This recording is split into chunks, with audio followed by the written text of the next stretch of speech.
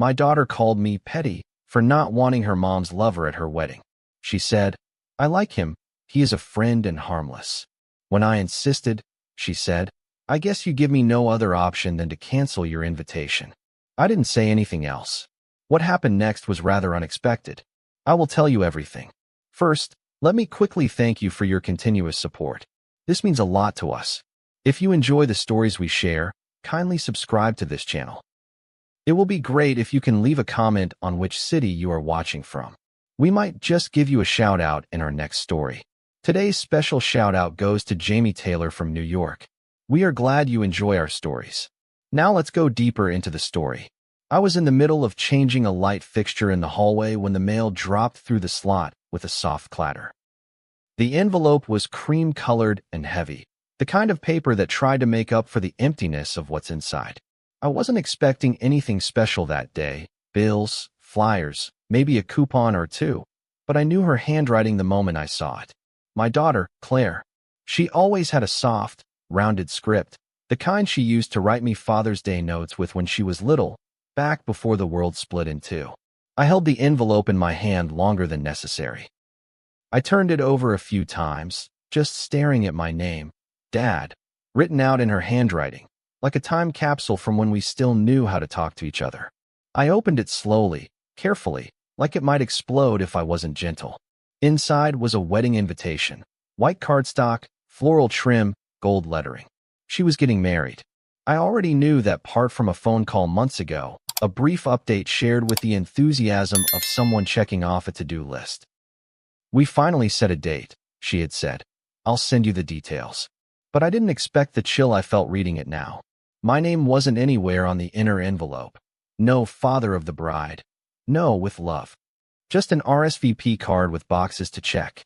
What stopped me cold, though, wasn't the lack of warmth. It was the last line of the invite. Reception to follow, hosted by Linda and Kevin. Kevin, her mother's lover. The man who sat across from me at my own dining table years ago and lied straight through his teeth. I stood there for a long while, staring at that name like it was a curse carved into stone. I hadn't heard it spoken in years, not in my presence anyway. Kevin was the man my wife had left me for, the man she claimed was just a friend from work, until she stopped coming home on Thursdays and started picking fights over nothing. When the truth came out, it wasn't explosive. It was silent. A quiet betrayal that seeped into every part of my life. She didn't even apologize, just said, "These things happen," and packed her bags. Kevin never said a word to me. Not then, not ever. And now, here he was, hosting my daughter's wedding reception like the patriarch of the family. I called Claire that night. My hands were trembling a little, though I told myself it was from the cold. She picked up on the second ring. "Hey, Dad," she said, casually, as if nothing had changed. I kept my voice steady. "Claire, I got the invitation. Congratulations." A pause. "Thanks," she said. I didn't waste time. I noticed Kevin's name on the reception card. Silence. I waited. "Yeah," she said finally. "He and Mom are helping with the venue. They've done a lot of the planning, actually." Her tone was even, nonchalant, like we were talking about flower arrangements. "Claire," I said, choosing my words like I was defusing a bomb. "I can't be there if he's going to be there." The pause was longer this time. "What do you mean?" she asked, but it wasn't confusion, it was annoyance. I could hear it sliding into her voice like a knife. "You know what I mean. I can't sit in the same room as him, pretend everything's fine. He's not just a stranger, he's the reason your mother and I couldn't even finish the sentence. She cut me off. "Dad, that was a long time ago. You really can't let it go." Her voice was sharper now, defensive. "He's harmless. He's actually been really good to me and Mom." That's when I felt something inside me crack, something small, but irreversible. The way she said it, like I was being unreasonable, petty even. Like I should have just buried everything and smiled through the pain because it made her life easier. "I'm not asking for much," I said. "I just want to be there for you. But not with him." Another pause. "Well," she said quietly, "I guess you give me no other option than to cancel your invitation." It didn't even sound like her. Or maybe it did, and I just hadn't heard her clearly until now. I didn't say anything after that. Not a word. I just hung up the phone, set it down gently on the kitchen counter, and walked outside. The night air slapped me in the face. I sat on the porch for a long time, trying to wrap my head around what had just happened. My own daughter had chosen him. Not over me, exactly, but instead of me. She'd made peace with her mother's betrayal, with his presence, and expected me to do the same. As if my pain had an expiration date she got to set. I didn't go to the wedding.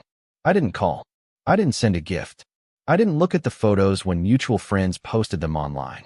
That was the day I walked out of her life, and I never looked back. The first week after the call felt like being dropped into a silent movie where everyone else kept talking.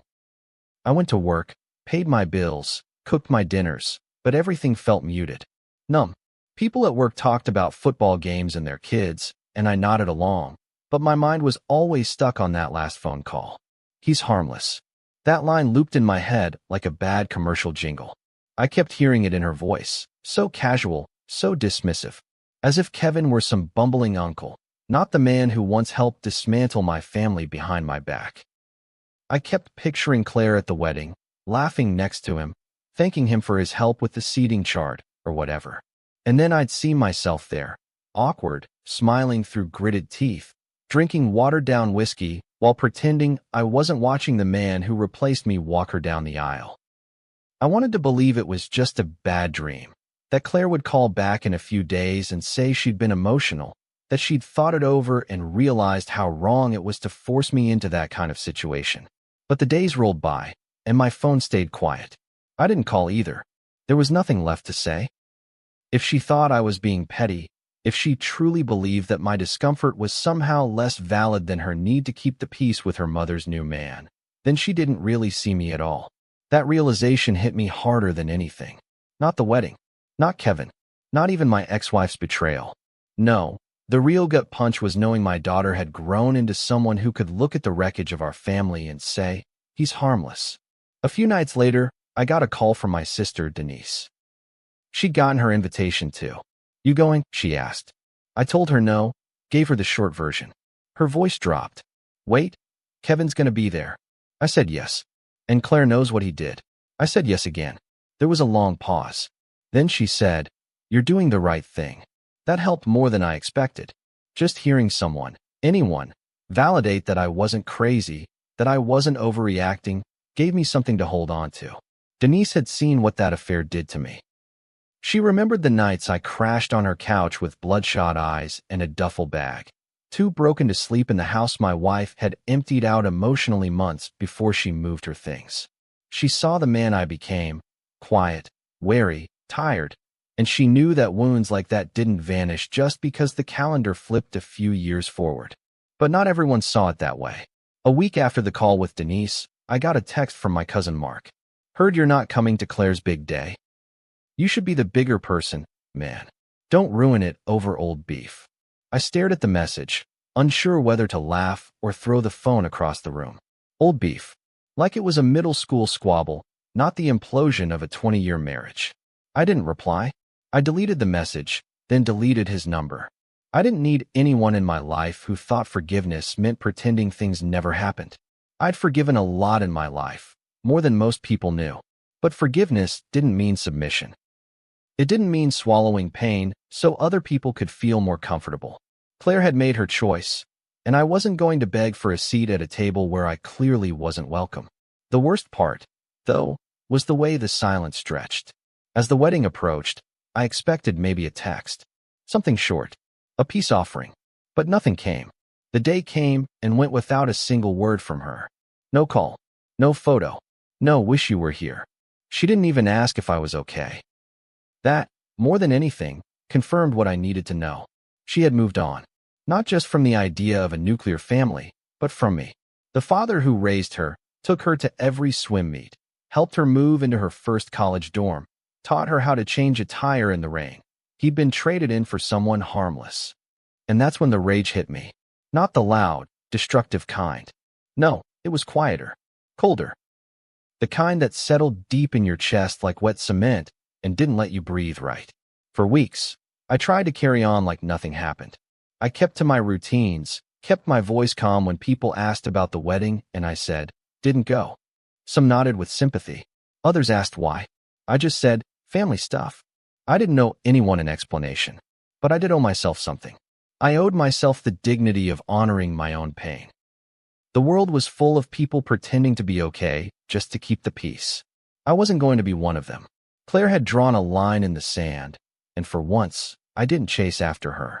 I let her go. I let the wedding happen without me. I let Kevin make his toast and smile in the family photos. And I let myself grieve, not just the daughter I once had, but the illusion that she'd always be on my side. The truth is, sometimes the people you love most are the ones who wound you the deepest. Not because they hate you, but because they don't understand you. And in not understanding, they dismiss. They minimize. They make you feel like your pain is something you should just get over for the sake of civility. But pain doesn't work that way. Not real pain. It doesn't vanish because someone else decides it's inconvenient. It sits inside you until it's acknowledged. And if it never is, it festers. I wasn't going to let that happen. Not anymore. I had given too much of myself for too long. Now, it was time to start keeping something for me. The morning of the wedding, I woke up before the sun. No alarm, no real reason, just my body refusing to rest like it sensed something heavy waiting on the other side of the day. I lay there in bed, staring at the ceiling, wondering what she was doing at that exact moment. Was Claire sipping coffee in a silk robe surrounded by bridesmaids? Was she laughing nervously while a makeup artist dabbed foundation on her cheeks? Had she even thought of me that morning, wondered what I'd be wearing if I were there, or imagined what kind of speech I might have given? I didn't expect answers, but the questions buzzed in my head like flies I couldn't swat away. I sat up, pulled on a sweatshirt, and made coffee that tasted like nothing. I kept glancing at the clock, trying to guess what part of the ceremony they were at. Vows? Pictures? Toasts? It felt like a wake for someone who was still alive. I didn't leave the house that day. I thought about going fishing, thought about driving somewhere unfamiliar, but in the end, I just sat on my back porch in the shade and listened to the wind rustle through the trees. It was a quiet protest, in a way, a refusal to pretend I was fine. I didn't want to be distracted. I wanted to feel it. I needed to, even if it burned. Every part of me felt absent, like I'd been deleted from a chapter one helped write. I thought about the empty chair that should have been mine at the wedding, the seat saved for the father of the bride, the man who taught her how to ride a bike, who stayed up all night building a dollhouse one Christmas Eve. That chair was filled by someone else now. Kevin. And Claire had made peace with that, or maybe she never thought it mattered in the first place. Either way, the message was clear. I wasn't needed. Later that evening, around dusk, I got a call from Jim, an old friend from work who'd retired a few years before me. He was one of the few who stuck around after the divorce, the kind of guy who didn't need you to say much to understand what was going on. Heard today was the big day, he said, his voice careful. I didn't reply right away. Yeah, I finally said. She went through with it. Jim didn't jump to comfort me. He let the silence sit for a while. Then he said, "You sure you did the right thing not going?" That caught me off guard. He was the last person I expected to question me. You think I should have just smiled through it? I asked, more edge in my voice than I intended. Jim sighed. I think sometimes we show up for people even when it hurts. Especially for our kids. That stung. Not because he was wrong, but because part of me had asked that same question 100 times. But then I thought about what showing up would have actually looked like. Me, standing in a crowd of people pretending nothing happened. Watching Kevin hand her the mic for her speech. Smiling in family photos while swallowing every ounce of dignity I had left. Was that what being the bigger person meant? Sacrificing yourself on the altar of someone else's comfort? Showing up is easy when you're not the one being erased, I told him. You don't ask the wounded man to clap for the one who shot him. Jim went quiet for a long time, then said, "Fair enough," and didn't bring it up again. I appreciated that. He didn't agree, but he didn't push. Sometimes that's the best someone can do for you. Give you space without needing to fix anything. A few days later, Denise dropped by unannounced with a foil-covered plate of lasagna and a folder of wedding pictures someone had emailed her. She didn't ask if I wanted to see them. She just sat at my kitchen table and slid the folder across the surface like it was evidence in a trial. "You should see what you missed," she said, not cruelly, just plainly.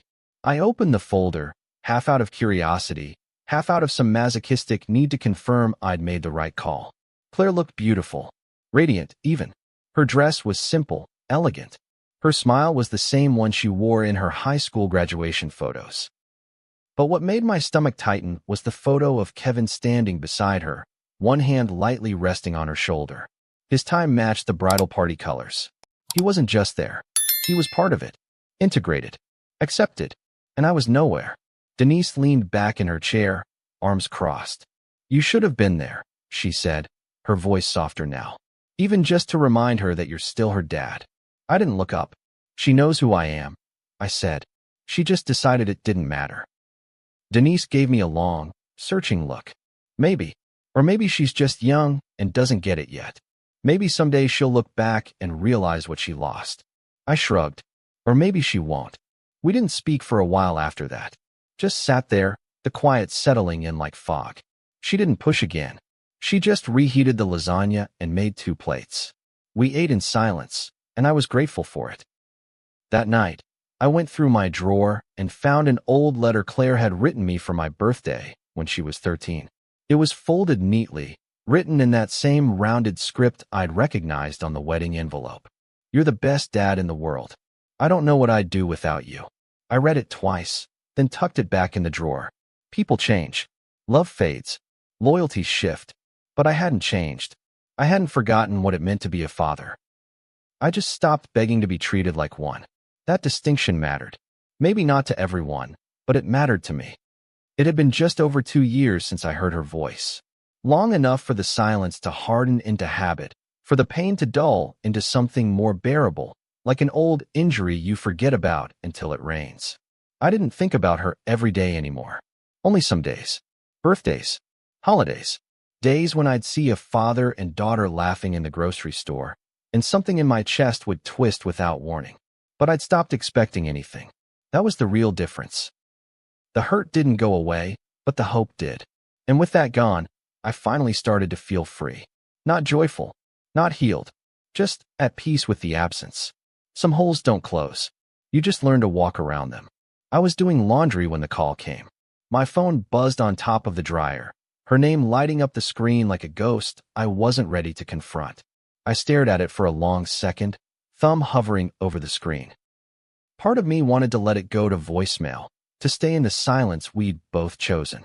But another part, the one that still remembered her as a 5-year-old singing off-key in the back seat, couldn't ignore it. I picked up.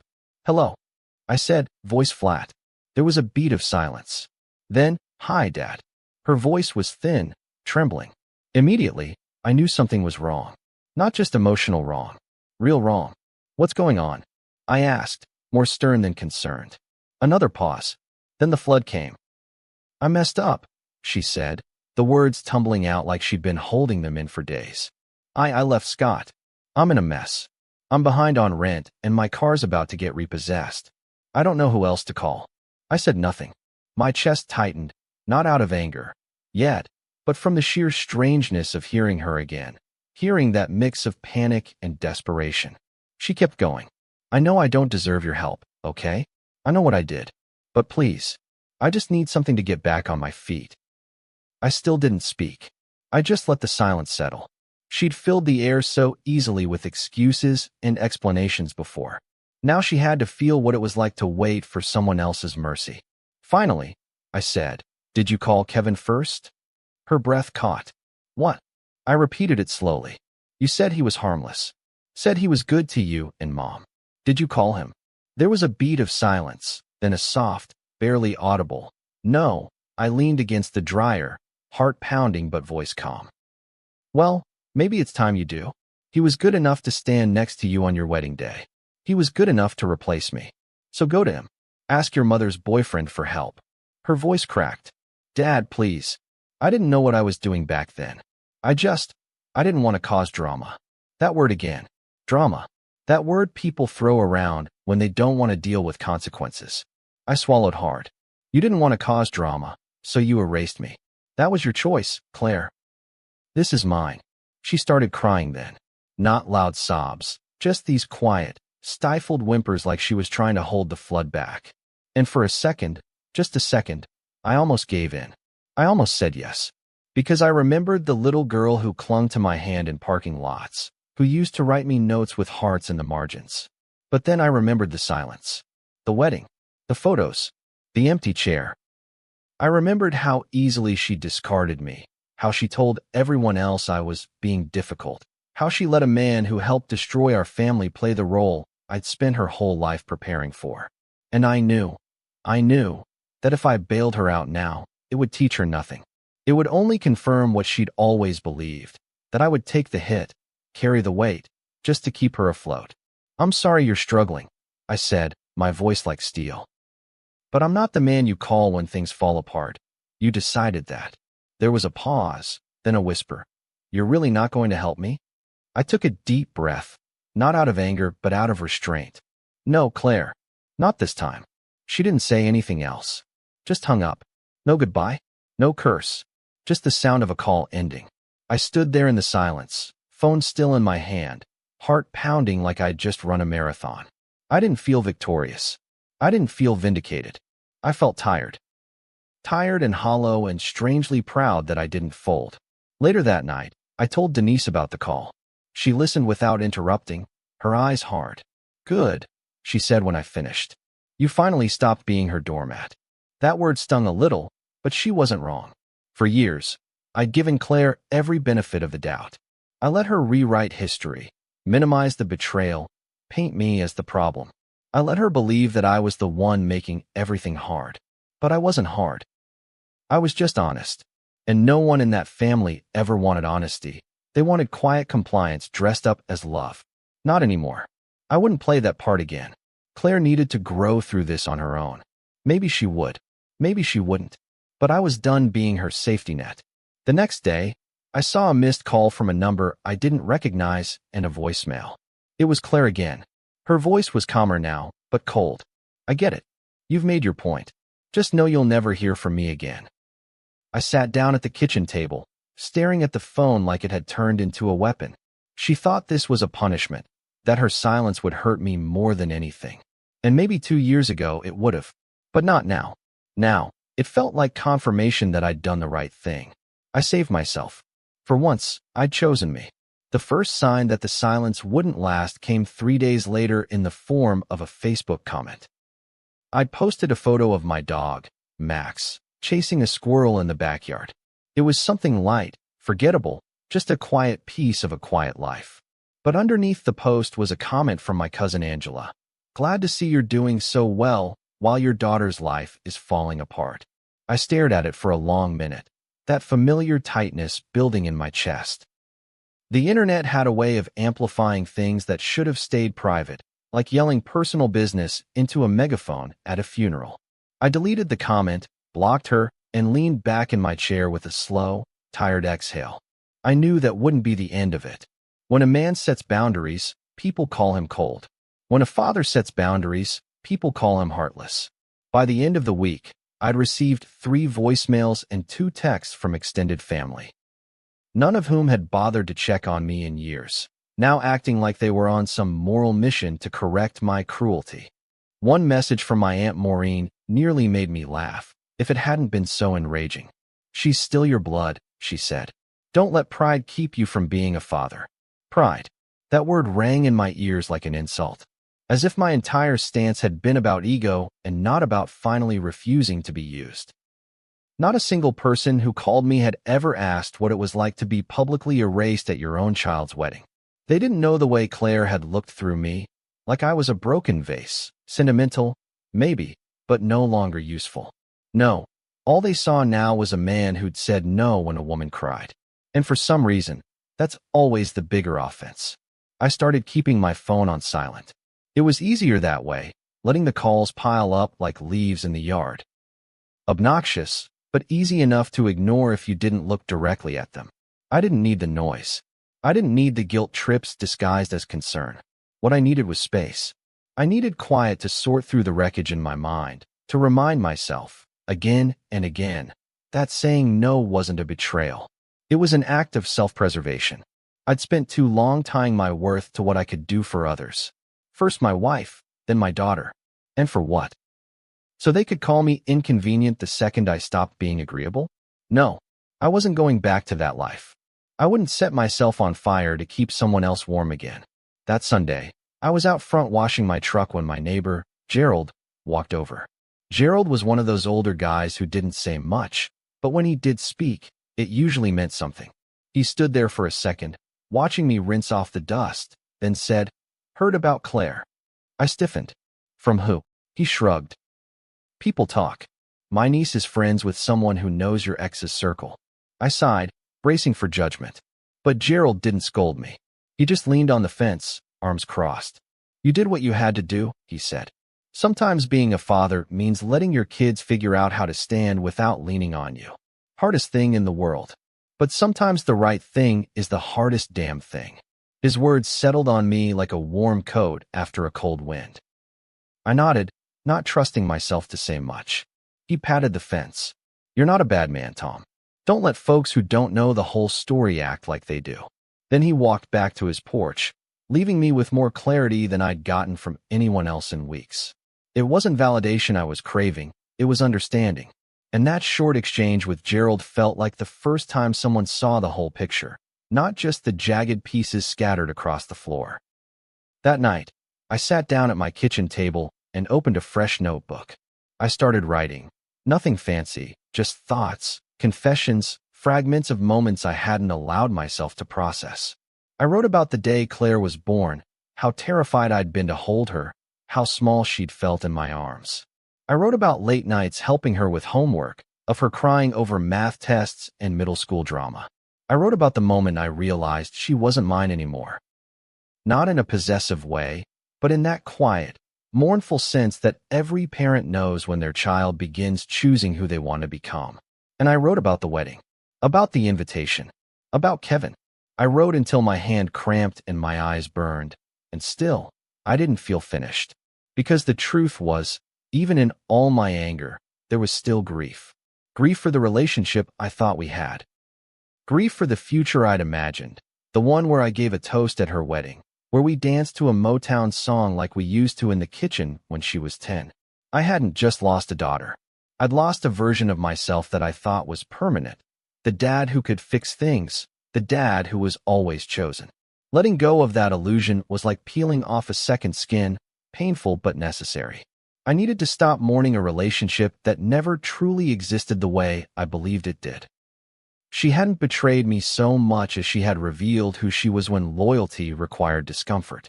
That night, I didn't cry. I didn't feel the need to. Instead, I sat in the quiet and listened to the hum of the fridge, the occasional creak of the old house settling around me. I thought about all the noise people had been making, family, friends, even strangers. And then I thought about Gerald's words. Sometimes the right thing is the hardest damn thing. He was right. This wasn't about pride. It wasn't about revenge. It was about finally drawing a line in the sand that said, "This is where I stop disappearing for people who claim to love me." It was early spring when the letter came, tucked in among grocery coupons and credit card offers. I almost didn't notice it at first. The envelope was plain, hand-addressed in a rushed, uneven script I didn't recognize right away. But as soon as I opened it and saw the way the ink pooled at the edges of the letters, like it had been written in one sitting, fast and angry and afraid, I knew it was from Claire. She hadn't contacted me in months, not since the voicemail promising I'd never hear from her again. Part of me thought she meant it. Another part, one I'd buried beneath pride and survival, had waited, quietly, like a dog lying in front of a locked door. Not because I needed her, but because I'd loved her once so fiercely it left a permanent imprint on everything that came after. The letter wasn't long. It was just over a page, written in blue ink, with a small coffee stain on the corner. She didn't apologize, at least not in the way people expect. There was no, "I'm sorry for what I did." No clean admission of guilt. But there was something raw in the way she wrote. "I didn't realize how far I'd pushed you until you stopped coming back. I thought I was choosing peace, but I was just choosing convenience." That sentence sat heavy in my chest. I read it 3 times. Maybe it wasn't an apology in the traditional sense, but it was the first time she acknowledged the cost of her decisions. Not just to me, but to herself. She didn't ask for money. Didn't ask for a second chance. She didn't even ask for a reply. She just said, I wanted you to know I still think about you. I still remember how safe it felt being your daughter. I didn't know what to do with that. I folded the letter and placed it in the drawer where I kept the old Father's Day cards, the drawings from elementary school, the birthday note she'd written when she was 13. I didn't cry. I didn't smile. I just sat there, letting the words hang in the air like smoke. Maybe that was the closest thing I'd ever get to reconciliation. And maybe that was okay. The truth is, I didn't need her to grovel. I didn't need her to come crawling back and say she was wrong. I just needed her to see. To understand that loving someone doesn't give you permission to wound them and then call it maturity when you ask them to stay silent. A few weeks later, I ran into a woman named Eliza at the hardware store. She was an old friend of Denise's, someone I'd known in passing for years, but had never spoken to much. We got to talking while waiting in line for mulch, of all things. She asked how I'd been, and I gave her the usual polite response. Can't complain, taking things one day at a time. Then she tilted her head and said, "You know, I heard what happened with Claire. People like to talk, but I think what you did took real strength. My father never stood up for himself. Died bitter and quiet. I think about that a lot." I didn't say anything right away, just nodded slowly. Because it hit me, suddenly, that this was the real aftermath, not the silence, not the judgment from people who never knew the whole story. But the quiet moments when strangers recognize something true in your actions. The moments when someone says, without prompting, you did the right thing, even when it hurt. That conversation stayed with me for days. Not because I needed validation, but because it reminded me that integrity often comes with solitude. Not everyone will clap for your boundaries. Not everyone will understand why you walked away. But the ones who do, the ones who see the cost and still say, "Good for you." Those are the voices worth listening to. For the first time in a long while, I felt proud. Not for being strong, but for being honest. For choosing peace over performance. For refusing to play the role of the martyr when all it ever earned me was more pain. On Father's Day, I didn't expect anything. I made myself breakfast, walked Max around the block, and spent most of the afternoon in the garage organizing tools I rarely used. Around 3 p.m., there was a knock on my door. I opened it to find a small package sitting on the mat. No card, no note, just a box wrapped in brown paper and tied with twine. Inside was a photo frame, a picture of me and Claire from years ago, at her middle school graduation, her arms around my neck, both of us laughing. There was a post-it on the back. "I found this while cleaning out boxes. Thought you should have it." See, that was all. Nothing dramatic, nothing elaborate, just a gesture, a quiet one. But it was enough. I placed the photo on the mantel, next to a small clock and a ceramic dog Claire had made in second grade. I stood there for a long time, hands in my pockets, staring at the past frozen in that frame. I didn't call her. I didn't write back. Not because I didn't care, but because I finally understood that closure doesn't always come in conversations or apologies. Sometimes it comes in the simple act of holding your ground, of standing in your truth without begging to be understood. I could love her from a distance. I could hope she healed, without sacrificing myself to make it happen. People talk a lot about forgiveness like it's a single moment, a choice you make once and then move on.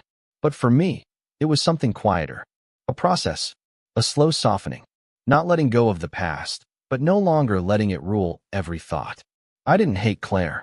I didn't wish her harm. I just finally accepted that she may never fully understand what she took from me. And I didn't need her to. I was no longer the man begging for a seat at someone else's table. I had built my own, and the chair across from me, it would stay empty until someone worthy chose to sit in it. Have you ever drawn a line that cost you someone you loved, but protected your peace? Share your story in the comments. Let's talk about what it really means to hold boundaries, especially with family. If this story resonated with you, subscribe for more real-life dramas that dig deep into betrayal, healing, and hard-earned self-respect. See you soon in the next story.